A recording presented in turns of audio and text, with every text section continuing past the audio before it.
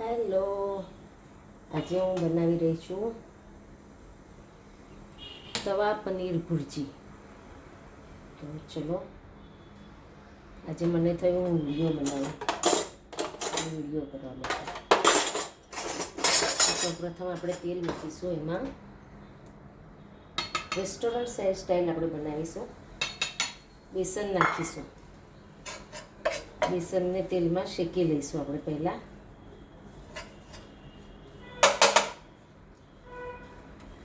તવામાં બનાવીએ એટલે થોડુંક આપણને રેસ્ટોરન્ટ સ્ટાઇલ લાગશે. આ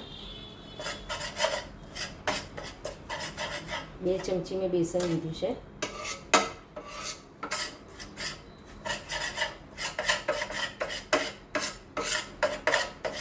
બેસન થોડુંક ફ્રાય થાય, એક સ્મેલ આવે ત્યાં સુધી તેને શેકીશું.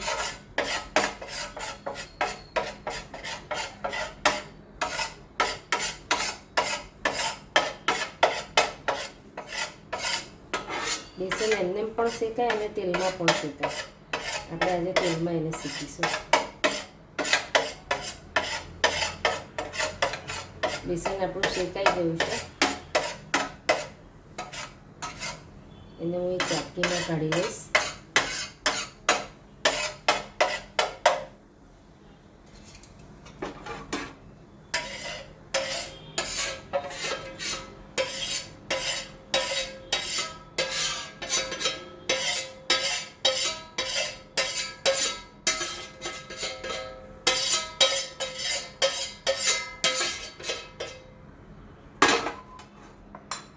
હવે તવામાં પાછું હું થોડુંક તેલ લઈશ અને થોડુંક બટર લઈશ.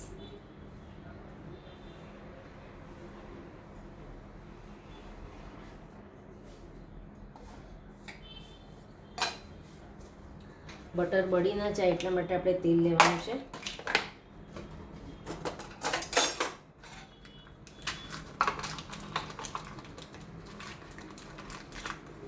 અમૂલનું બટર લીધું છે મેં.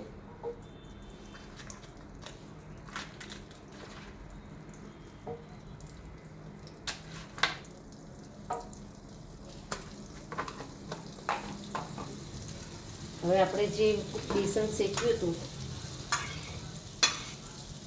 એમાં હું થોડુંક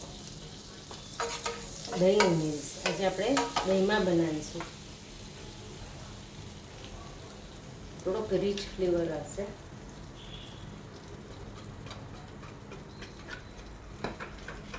દહીંમાં મિક્સ કરી અને એને સાઈડ પર થોડોક ટાઈમ રાખીશું.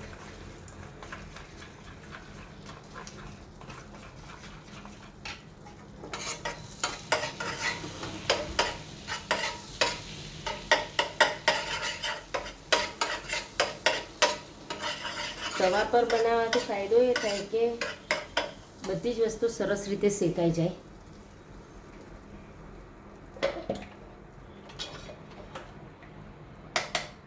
હવે એમાં આપણે નાખીશું ચોપ કરેલી ડુંગળી.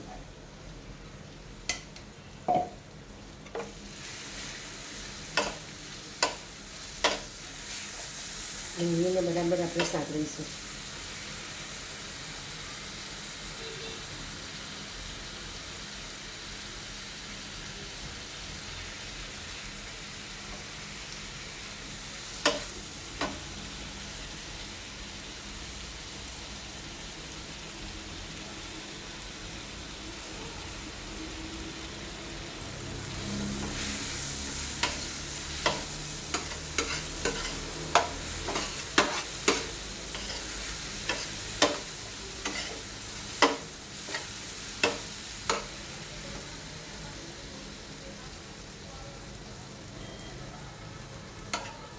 ધીરા તાપે આપણે ડુંગળીને સાંતળીશું, કારણ કે તવા ઉપર છે એટલે બધી બાજુથી ફ્રાય થાય છે. તવામાં બનાવવાનો ફાયદો જ આ છે કે બધી બાજુથી એક સરખી રીતે ફ્રાય થશે.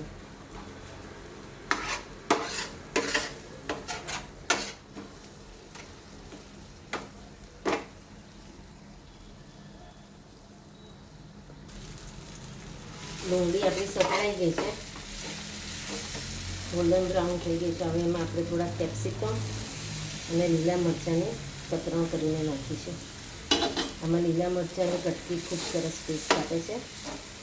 કેપ્સિકમ નાખવા ઓપ્શનલ છે. આ તો શાકની ક્વોન્ટિટી વધે ને એટલા માટે મેં નાખ્યા છે.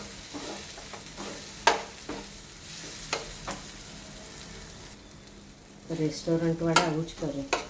શાકની ક્વોન્ટિટી વધારવા માટે શાક વેજીટેબલ્સનું પ્રમાણ થોડુંક વધારી દે લોકો. હવે એને આપણે બરાબર સાંકળી લઈએ.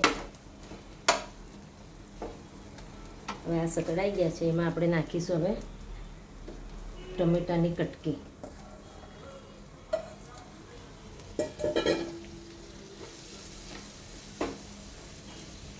હવે આને પણ આપણે બરાબર સાંતળવા દઈશું.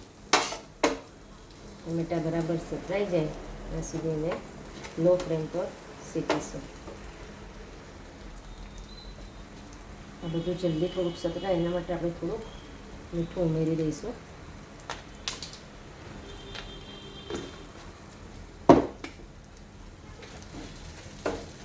જેથી ટમેટા જલ્દી સોફ્ટ થઈ જશે.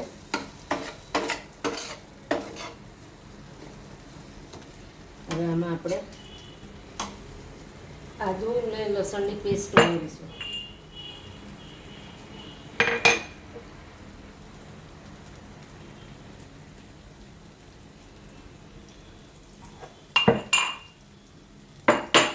એને પણ બરાબર હવે સંતળાવા દઈશું.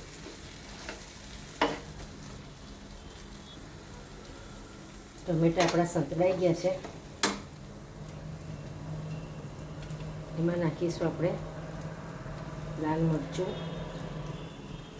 તમારે જોઈતું એ પ્રમાણે તીખાશ કરવાની. હળદર, ધાણા જીરું પાવડર,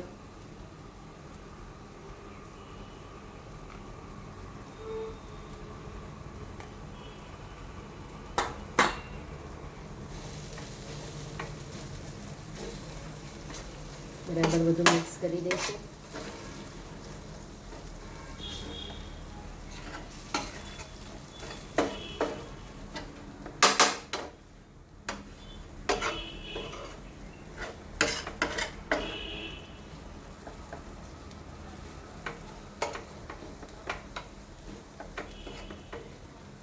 જોઈએ એ પ્રમાણે તીખાશ રાખવાની. તમે જેટલું ખાતા હોય એ પ્રમાણે. હવે આપણે જે દહીં ને બેસન મિક્સ કરેલું એ એમાં નાખી દઈશું. આમાં ઉમેરીશું આપણે. આમાં દહીં ફાટે નહીં કારણ કે આપણે બેસનમાં મિક્સ કર્યું છે.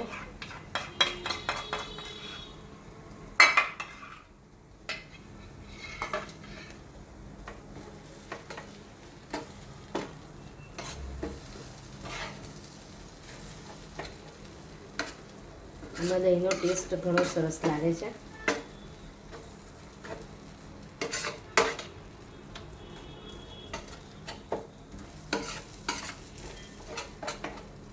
બરાબર મિક્સ કરીશું.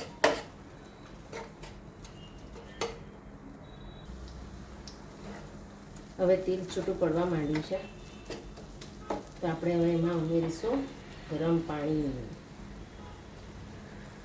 થોડું થોડું કરીને ઉમેરતા જઈશું કારણ કે પાણી હમણાં બધું આમાં ચૂસાઈ જશે.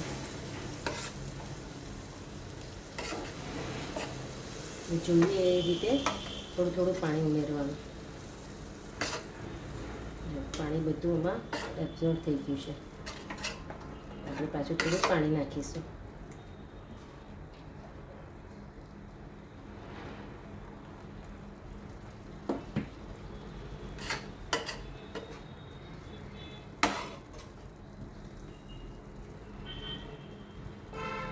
હવે આમાં આપણે કસૂરી મેથી નાખીશું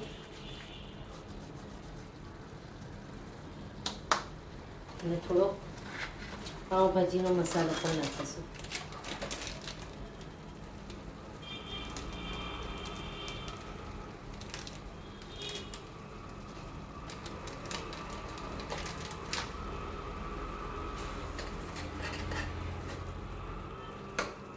સરસ સુગંધ આવવા માંડી છે.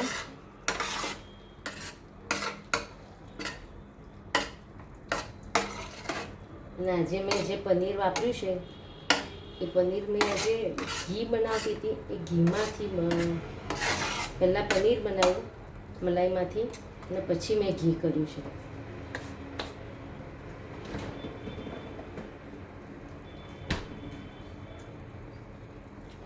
આ પનીરનો ઉપયોગ આપણે પનીર ભુરજી કે એવામાં જ કરી શકીએ, એના પીસ ના પાડી શકીએ, કારણ કે ઘી માટે જે મલાઈ ભેગી કરી હતી ને એમાંથી મેં બનાવ્યું છે. એની રેસીપી ક્યારેક બતાવીશ. ઘણું બધું ઘી નીકળે છે એમાંથી અને પનીર પણ આપણને મળે છે. પનીર ભુરજી આપણી તૈયાર છે. હવે એમાં આપણે નાખીશું ધાણા,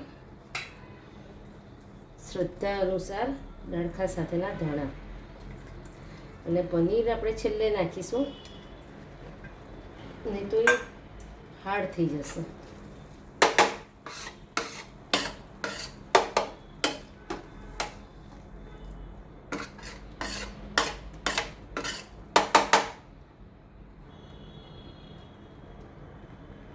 હવે હું આમાં પનીર ઉમેરીશ. પનીર મારું ક્રશ કરેલું જ છે. તમે પનીરનો પીસ લેતા હોય તો પછી તમારે એને છીણીને પછી નાખવાનું. મારું આજે ક્રશ જ પનીર છે.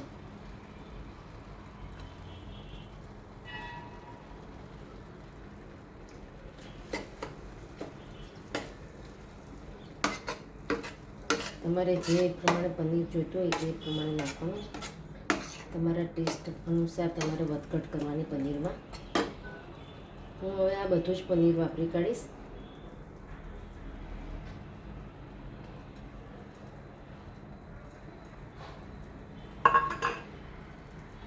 લગભગ 150-200 ગ્રામ પનીર છે આ મારું.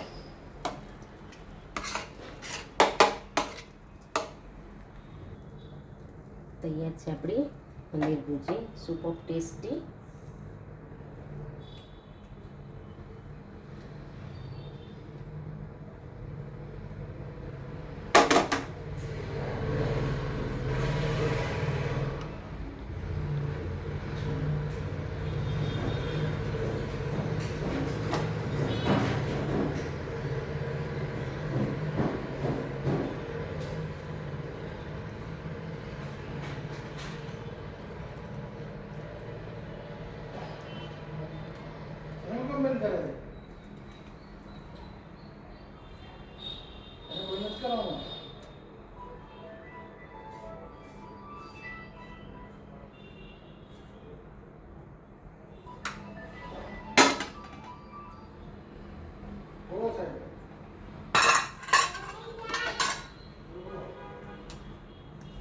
Ready to eat.